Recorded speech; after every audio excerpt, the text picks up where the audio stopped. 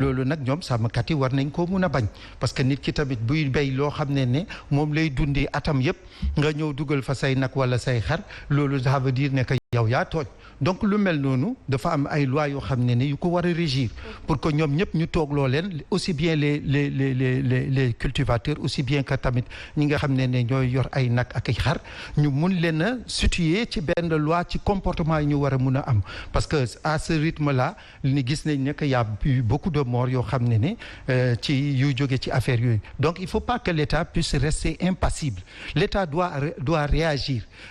ci naka pour montrer ne qu'il y a eu trop de morts parce que ça il faut arrêter et que désormais tous ceux qui violeraient cette loi là dañ lay dugal kaso comme ni ñu koy defee ak ñeneen ñi parce que ñu ngi koy def ak ñeneen ñi mais ñu ngi koy def tamit ñoom éleveurs yi di yor seeni jaasi di gor ay nit mais loolu tamit il faudrait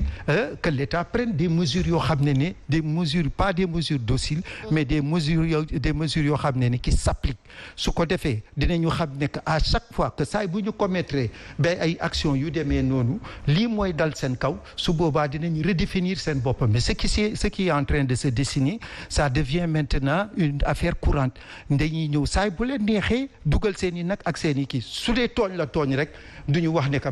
béykat yi du ñu dem di béy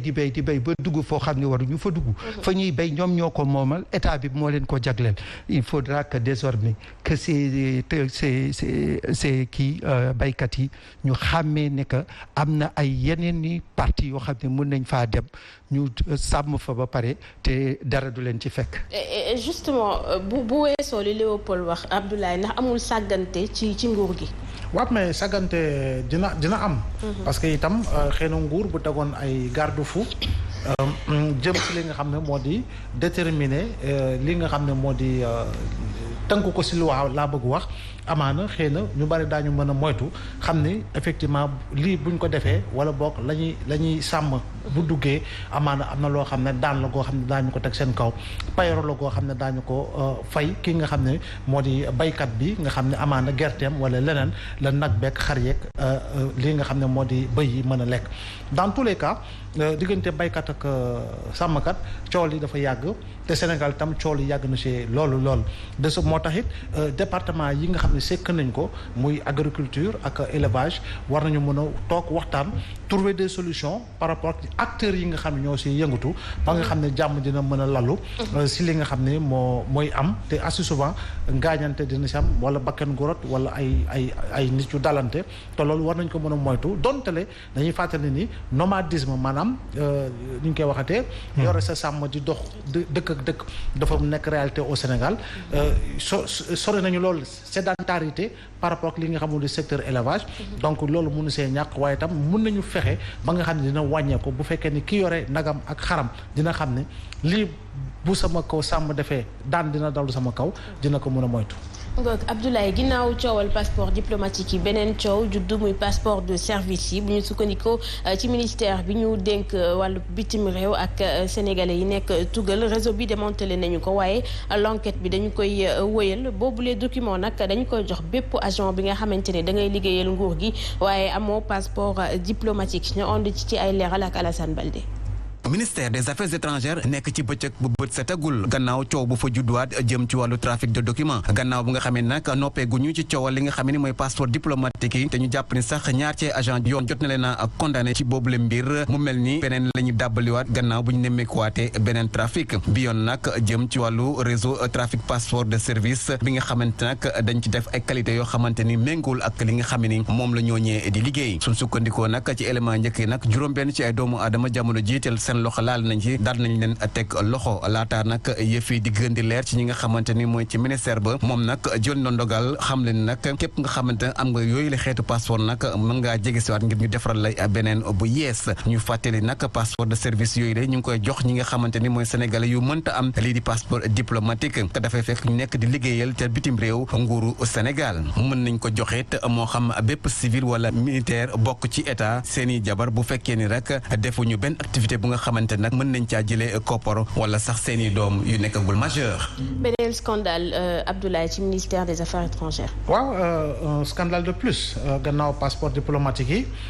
léegi passeport de service yi la waaye nag xeex ko defe naa ni dina jafe. parce que c'est de vrais faux passeports en réalité su ma nee vrai faux passeport mooy circuit normal ba lay jël.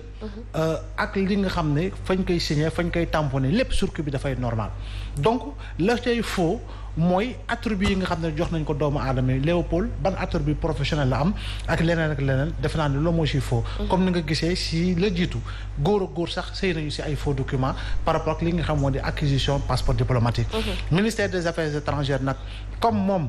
daanaka dafay def boppam partie civile dans cette affaire là normalement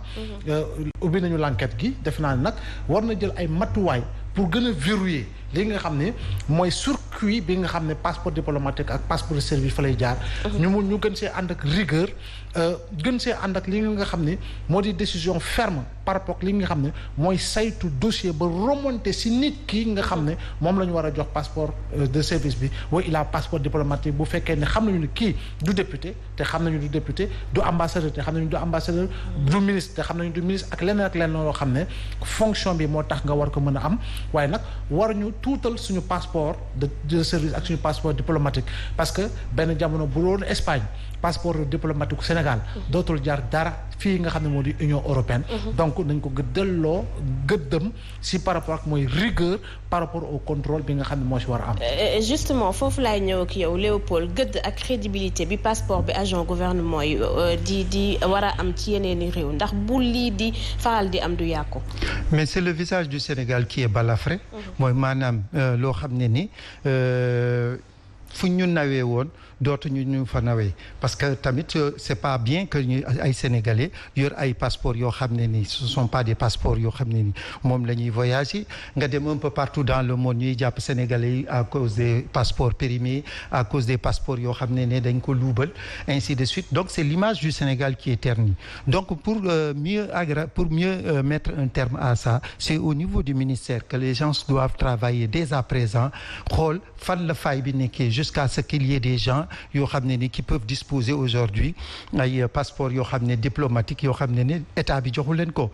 on peut dire ne que pourquoi depuis combien d'années nit yaa ngi voyager avec des passeports diplomatiques depuis du temps de Senghor jusqu'à présent on n'arrive pas à ce que ñu mun a maanaam mettre un terme à tout ça et pour mettre un terme à tout ça tamit il faudrait que l'État sévisse il faut que l'État sévit parce que si l'État ne sévit pas ça veut dire que les gens vont continuer à faire maintenant des passeports diplomatiques yoo xam ne ni qui ne tiennent pas la route et c'est l'image du Sénégal véritablement qui va en prendre véritablement ay regrets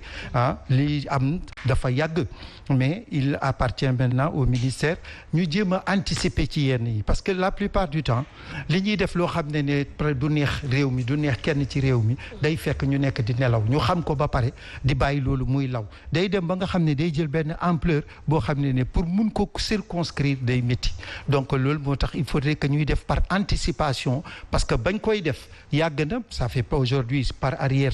14 ans 15 ans ñu ngi koy def gis nañu nit yoo xam ñu bëri dañoo dem par passeport diplomatique mais il est grand temps de mettre un holà sur cette affaire parce que toujours est-il que c'est notre honorabilité qui est en jeu. mu ngoog Léopold ñu wax ci Zik FM ak Sen TV mu jël raw gàddu gi ci paysage médiatique bi fii ci Sénégal loolee tukkee ci ay résultats bu ab jongat bu Kantar 2021-2022 mu seddal xol bu baax bu liggéeykat yi nga xamante ne dañoo nekk ci guddi bu bët setagul ndax compte bancaire yu Zik FM ak Sen TV ñu tëj